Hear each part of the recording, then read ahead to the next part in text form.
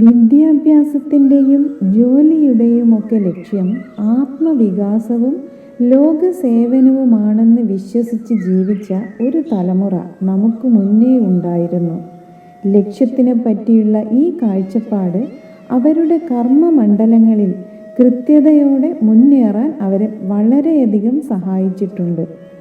ഈ കാഴ്ചപ്പാട് ഏതെങ്കിലും വിധത്തിലുള്ള പരാജയം നേരിട്ടാൽ അതിൽ തളർന്ന് മരവിച്ചിരിക്കാതെ വീണ്ടും ശ്രമിക്കാനുള്ള മനഃശക്തി അവരിൽ ഉണ്ടാക്കാൻ സഹായിക്കുന്നുണ്ടായിരുന്നു.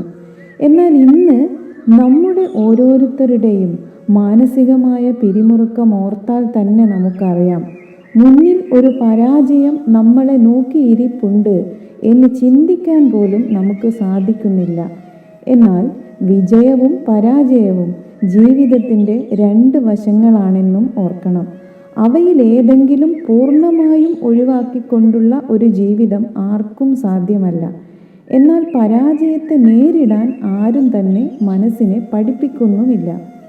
എല്ലാം തനിക്ക് എന്ന സ്വാർത്ഥതയോടുകൂടി ചെയ്യുന്നത് കൊണ്ട് തന്നെ പരാജയം നേരിട്ടാൽ അത് നമ്മുടെ ശ്രമത്തിൻ്റെ പരാജയം എന്നതിനേക്കാൾ ഒരു അഭിമാന പ്രശ്നമായാണ് നമ്മൾ പരിഗണിക്കുന്നത്. തൻ്റെ പരിശ്രമങ്ങളെല്ലാം ലോക നന്മയ്ക്കും കൂടി ഉള്ളതാണെന്ന ചിന്ത പരാജയത്തിലും ഉയിർത്തെഴുന്നേറ്റ് മുന്നോട്ട് ശ്രമിക്കാനുള്ള ഊർജം നമ്മിൽ നിറയ്ക്കാൻ സഹായകമാവും എന്ന് ഉറപ്പാണ്.